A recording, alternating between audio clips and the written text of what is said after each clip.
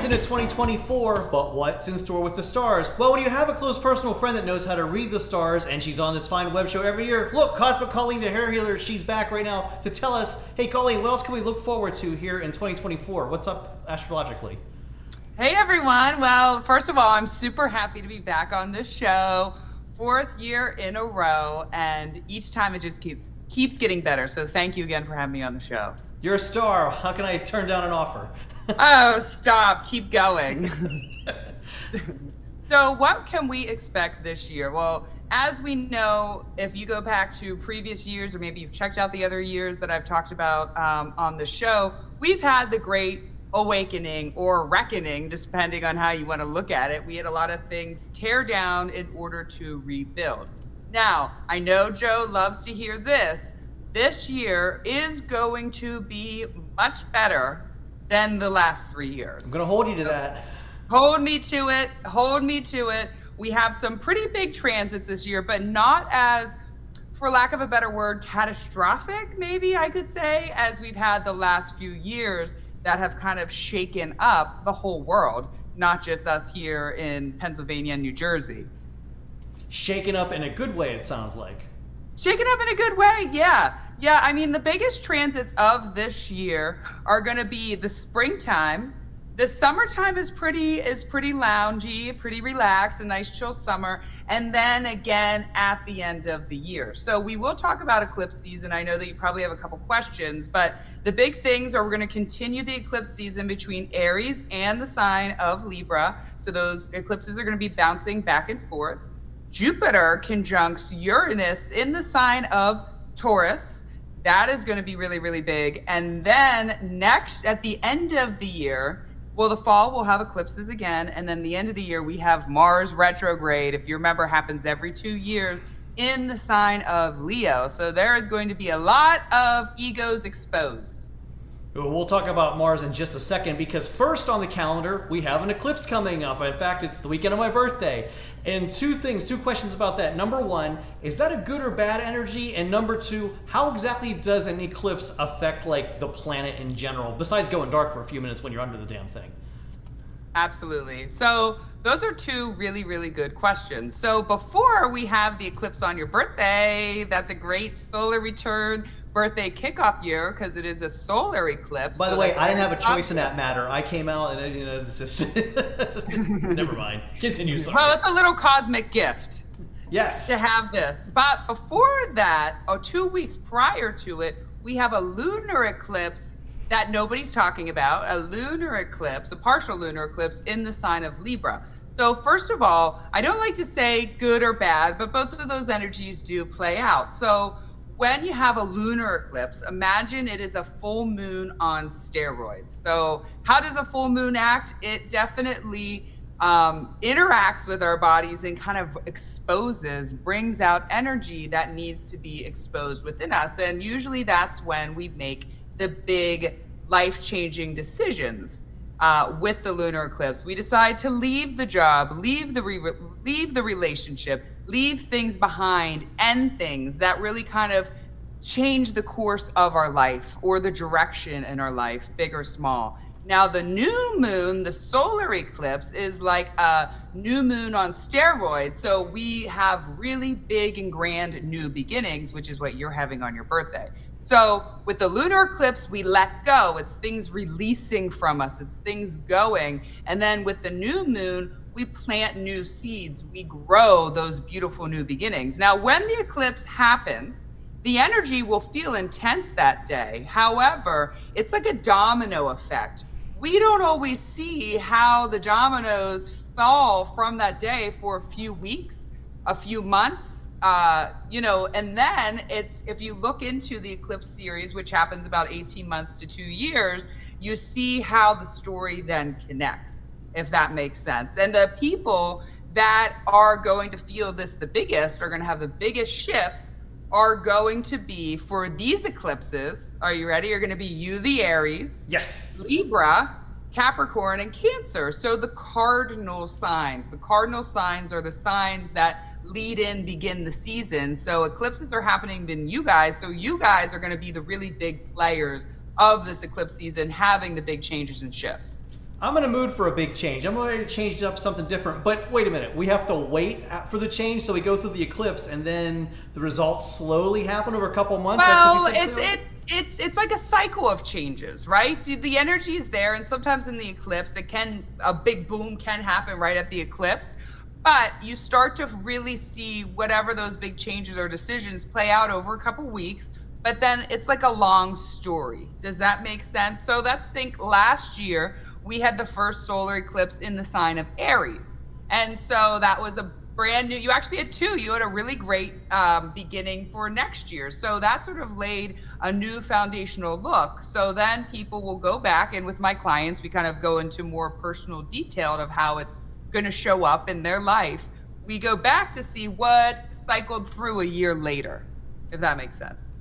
I gotta tell you, I'm looking forward to seeing the eclipse. I was in Nevada last year to see the solar eclipse, and it was live here on the big YouTube channel, and that was a totally cool experience. Got totally dim, people started applauding. We're not gonna get a total eclipse right here in New Jersey and New York City metro area. It was still cool to see anyhow. Let's remind our viewers, though, don't look directly at it if we have to remind people. But but they have those glasses, right? Yeah, and that's why I even on the my webcam right here, I use my iPhone to stream it live, and I put those little like welding glass things so you can like see it clearly through there. Hard to do, but what a cool experience. I mean, it didn't get completely dark out, but it got definitely dim, and it just kind of felt like it felt like a good energy. It just felt like, wow, that's something, look at the heavens, that's the cool stars. Unfortunately, though, then the sun came back out and we just moved along with our day, but in that moment, it was like, wow, refreshing. Now, where are you going to see this eclipse this year? I am actually going to be probably parked right here in this apartment. There's a nice rooftop deck. I guess I'm going to go up there. It's not going to be total here, but because I saw the total eclipse last year in Nevada, I'm like, all right, I saw the show. I know what it's going to be like, but I'm still going to go see it nonetheless, just because, it's something that doesn't happen all the time.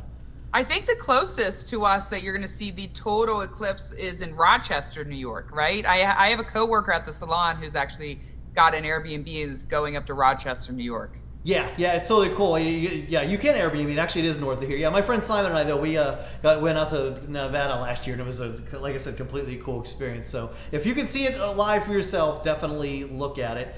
But here's another question. So, all right, so we've got the eclipse coming up here, but on your podcast, one thing you talked about right now is the way the stars and the planets are aligning. It's impacting people's creativity, and that's a result of Mercury and Neptune. What does Mercury and Neptune crossing over in our area now have to do with creativity?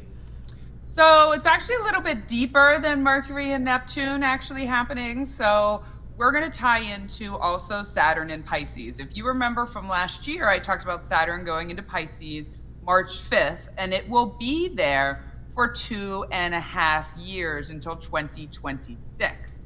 So when we look at Pisces, right, we think about it's the end of the zodiac. We end the zodiac with the sign of Pisces. It is traditionally ruled by Jupiter. So Pisces, if you know any Pisces, they tend to be the very creative people. They sometimes get lost in their creations. They kind of get lost in the energy of life. They can get overwhelmed with feelings, but usually they're very just like float around like otherworldly people who just seem to merge between like lifetimes, if that sort of makes sense. They kind of seem like they're not here. They can be detached a little bit. So Saturn moved into Pisces. So not only my Pisces, but just the general really expressive artistic energy is having shifts and blocks. So there was definitely a lot of, especially for my mutable signs, that is my Geminis, my Virgos, my Pisces, my Sagittariuses, they tend to be the artists in this world, not that I'm saying the other signs aren't, but if you look at a lot of artists, they tend to have those placements, especially a Pisces placement, and as well as other water signs that have a lot of artsy energy there. So when Saturn moved in, I know for a lot of my art people, there tended to be a lot of blocks with creativity, a lot of stops, a lot of sudden like reevaluation when it comes to our creative energy. And then so this weekend, we're a year later, Saturn's still in Pisces, but we had Mercury move into Pisces and then conjunct Neptune. And when Mercury is in Pisces, it does not work at its best. So we did a lot of the last few weeks was a lot about that deep, real soul searching for like what kind of creative energy do you want to cultivate? what works with you, what doesn't work with you, what kind of shields do you have around you or people around you that's blocking that creative energy. And then this weekend, we got an inside scoop to that when Mercury conjoined Neptune. Neptune is in Pisces for a few more years. It's been in Pisces now. 16 years, 15 years. Don't totally quote me on that. Yeah, for a long time. And so Mercury conjunct, which means both planets were at the same degree in the same sign. It met it there. Mercury met Neptune there. And with Neptune is also more modern, rules over Pisces as well. So there is this sense of a very dreamy, otherworldly energy, but it also reveals to us the blockages. It reveals to us the things that are unseen that we need to see, brings us clarity. So this weekend, we probably had a lot of clarity around what is actually blocking our creative energy, what is stalling us, what is stopping us, and where is the redirection. Hey, speaking of Neptune, you want to talk about another otherworldly place? Neptune, New Jersey here, just south of here. That's another worldly place. No. I didn't know there was a Neptune, New Jersey. What's that like? It's a thing. It's a thing. It's got its own thing going on. But one thing you're talking about, energy and creativity. All right, let's talk about everybody's favorite subject, money. And we're still in this financial crisis. It's been slowly going on. You talked about it a couple years ago here on the show where it's slowly going to get better. Well, man, you are right because it is slowly getting better. Are we going to get anywhere in 2024? Because yes, it might have worked for like the rich people. It's gotten better for them. But for common folk like you and I, my God, you can't even afford like anything. You can't even afford a Big Mac right now. It's out of control. Will we get some money in our pockets? Out of control. Well, the big money transit of this year that's going to bring some shifts is Jupiter in Taurus. Jupiter is finishing out its time in Taurus before it moves into Gemini. It will conjunct Uranus. Uranus has been in Taurus since 2017. And if you remember, 2017 started the energy of all of the, oh my gosh, what's that called? The investments, the other investments besides the cryptocurrency. I'm sorry, the cryptocurrency. Yeah, Bitcoin. That all blew up right then. And we've seen Uranus's transit in Taurus. We've seen the up and down of the cryptocurrency. When we look to Taurus, Venus's sign, we look for money. And when we look to Jupiter, we look at the expansion and the abundance of money. So it's going to be really interesting when these two come together. What is going to happen? I think, Uranus can bring shocking, sudden changes. And in Taurus, like I said, and then Jupiter, though, is by the nature of positive. So I really see there being a positive shakeup at the end of April when it comes to our finances. It still might creep up and creep down, but there is going to be a little bit more level out of that, or like people really finding new ways to create money, or, there is a burst in the stock market for good reasons. And, the rest of us peasants down here start getting a little bit of extra cash flow. Okay, so we have something to look forward to. April, let's make a note of that right now. Play the lotto and or invest in April. Okay, got that one. Now I would invest. I don't necessarily believe in the lottery. I have this theory that if people who are good at gambling, don't naturally have a great life. Don't kill me if you're wrong. I know you like to gamble. Versus people who suck at gambling, myself, I never win. I'm pretty lucky in life. I guess that's what I'm trying to say. But I know a lot of gamblers who are not lucky in life. I feel like it's switched. I feel like it's a trade-off. You're right, but also I gamble for fun and recreation. I just enjoy sitting down and watching sports in a casino and playing some video poker. So I'm not gambling I'm not like one of those professional gamblers going to be in the World Poker Tour on TV or anything. I'm just doing it kind of fun and recreation. That kind of is a little different, the professional. I guess I mean people who just spend their time at, wasting all their money, and then they do hit, but they win, but they don't always seem to be lucky in life. That's just a little theory I have. I might be wrong. Well, they don't build those casinos on winners. It's a corporation. They're out to make money too, don't forget. So yeah. But speaking about energy, so it seems like you're talking about, all right, so we're going to get better financially, but let's talk about people's mental stability, because everybody went crazy after COVID. People were out of control, still angry last year, we're still angry, but it seems like it is slowly lifting a little bit. You called that last year, said it was going to happen. But again, just like the money situation, very slowly. Can we make any rapid progress on that? Getting people back to normal, getting people happy. Less, you bump somebody in the subway, you're going to get punched kind of an attitude. Yes. Real quick, I want to tie back to one more thing about the money though. With Uranus can bring shocking changes. So I would not be surprised if you hear some interesting financial institutions closing down or shutting down that don't have money. So that's a surprise too. It will be both. It will be a blend of energies, good and bad, but hopefully more on the side of good.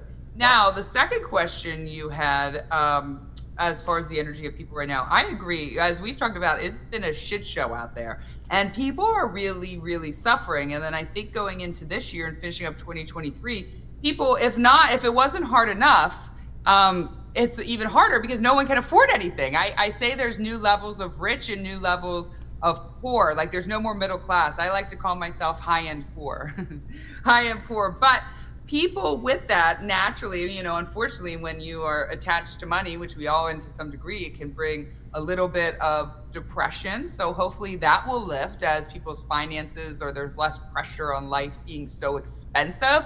That will lift.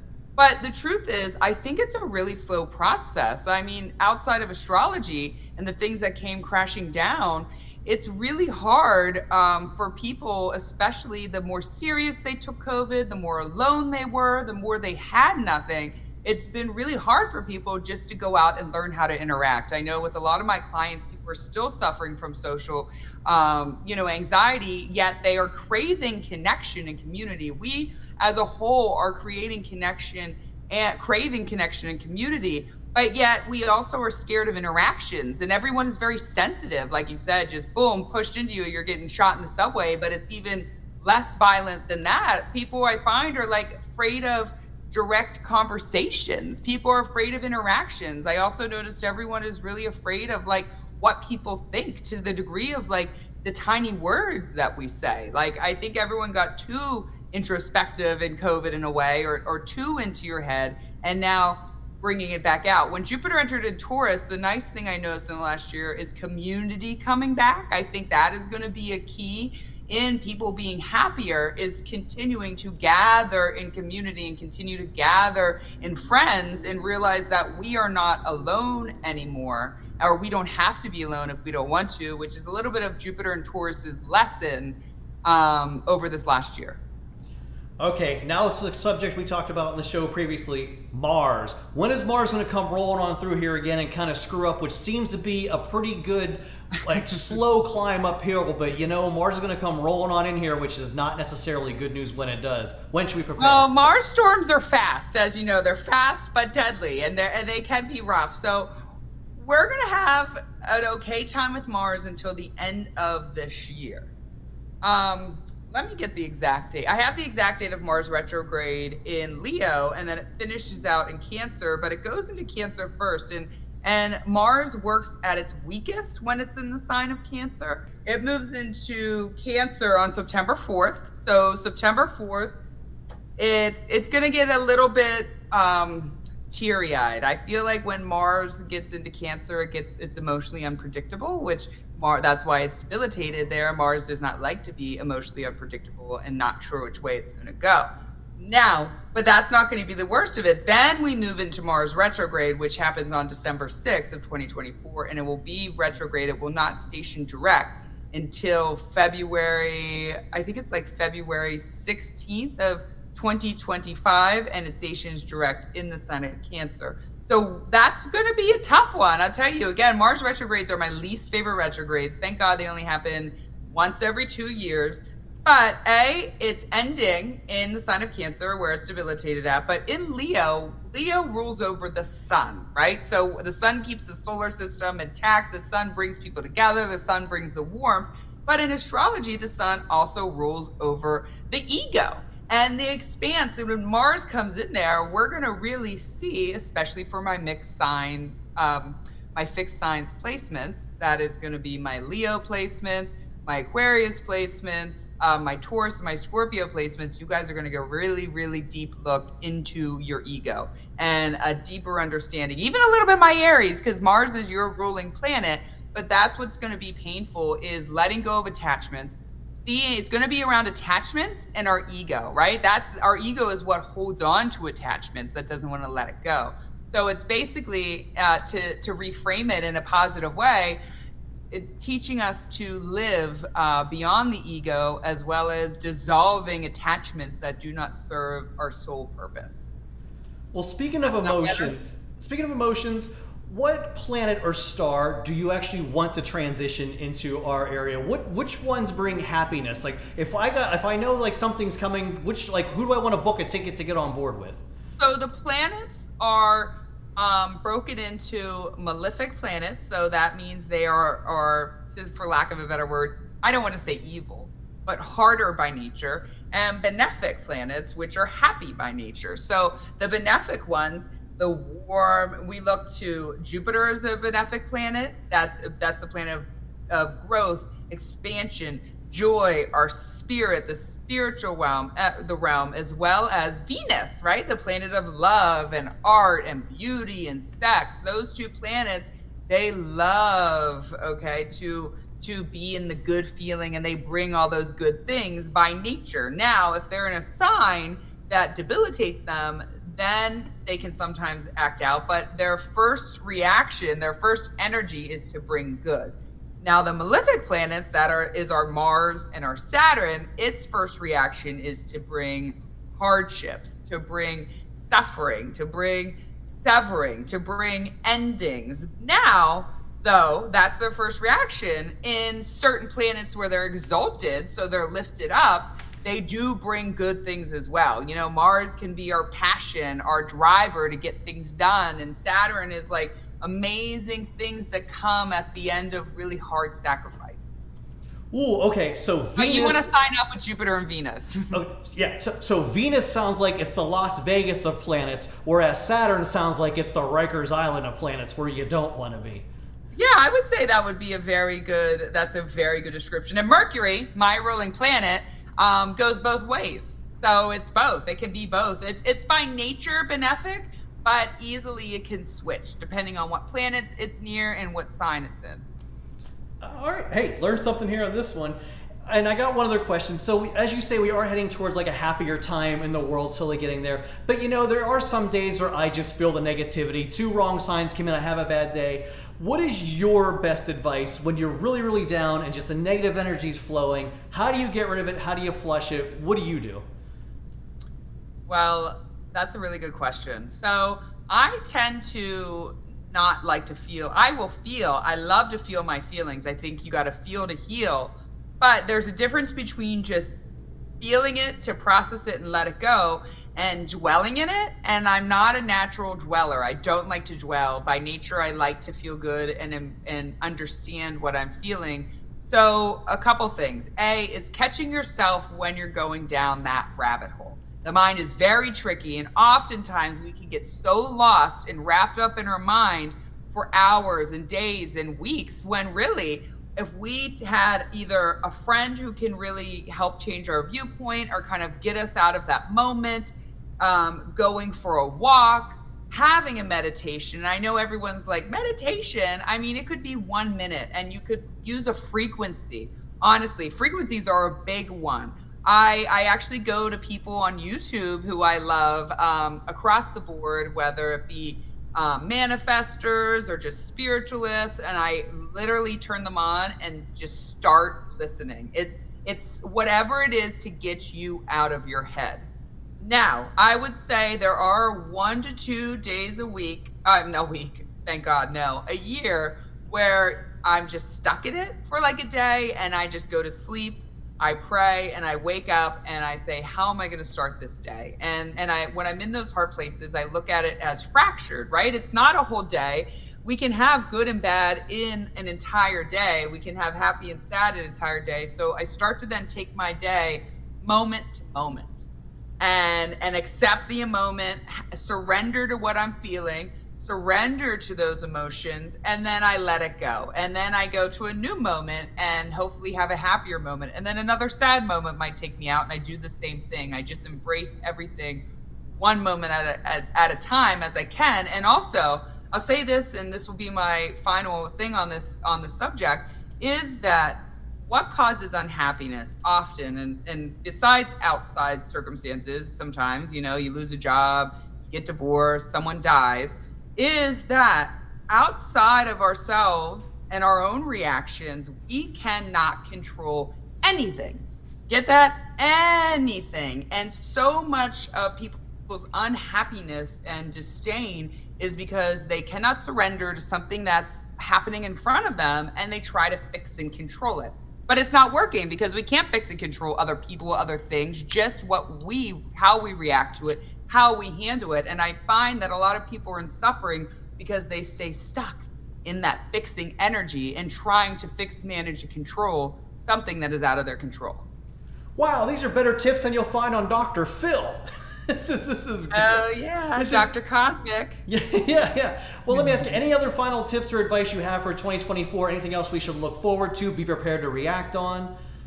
Well, one thing that I think will be good, so we're finishing out the year of Jupiter and Taurus, which, like I said, there was a lot of great things about Jupiter and Taurus. People got a little happier, which I talked about last year. People started getting more community. People started going out and doing things again and getting into the arts, which is very Jupiter and Venus, and the big thing was like getting out and having fun again. Now, Jupiter moves into Gemini, and I'm super excited about that. You know, I'm a Gemini sun and Mercury, and it will be there for an entire year. May 24th, actually, on my birthday this year, it moves into Gemini. And with that, I think there will be added expansion on people really trying to work on their mind, trying to realign their soul and their mind, but even just more fun everywhere. Gemini energy is a lot about having fun and embracing life moment to moment, like we said. And so when Jupiter moves in, remember, the benefic planet, the happy planet, the planet that brings lots of things, I think that there is going to be a lot more joy spreading there, and people are going to just go out and have fun. And I think that's something that is suffering too. Like you said earlier, what I've noticed since COVID, a lot of people stopped having fun. Really, this year a lot of people just started having fun. I guess the general collective, we could say. And so I think we're going to start feeling around us a much more fun energy instead of this like stressed, tired, and overworked energy. Great tips, Colleen. A lot of great stuff to look forward to. Cosmic Colleen, thanks for being on the Big Web Show again. And remember, you can look for her on the Weekly Awakening podcast. And basically what she does is she puts the power of planets in your life. And you've got over 220 episodes now of the Big Podcast. Where can everybody find your podcast? Where can they find it? Available where all podcasts are. So it's not a video podcast, just a voice podcast. But YouTube, Apple Podcasts, Spotify, iHeartRadio. I can't even remember the other ones, but whatever you find it, you can find me. And it's free. That's the big thing. And just like it's this free. Show. Yeah, free entertainment. Like when you're feeling down, check out her podcast or the Big Jersey Joe 50 YouTube channel. Colleen, thanks for the great tips once again, and we'll check back with you next year. And look up her old shows here in the channel because she's usually right. Oh, yes, I am. Thank you, everyone, and thank you, everyone, again for tuning into me 4th year in a row. I'm looking forward to seeing you all next year and maybe even sooner. Oh yeah, we will definitely have you back, and you won't want to miss that by clicking that like or subscribe button for all the fun here on the Big Jersey Joe 50 YouTube channel. Positive energy and fun waiting for you right here every week, and I appreciate seeing you here. All right, Jersey Joe and Colleen, your friends, saying thanks for watching, and I'll see you next time, I hope.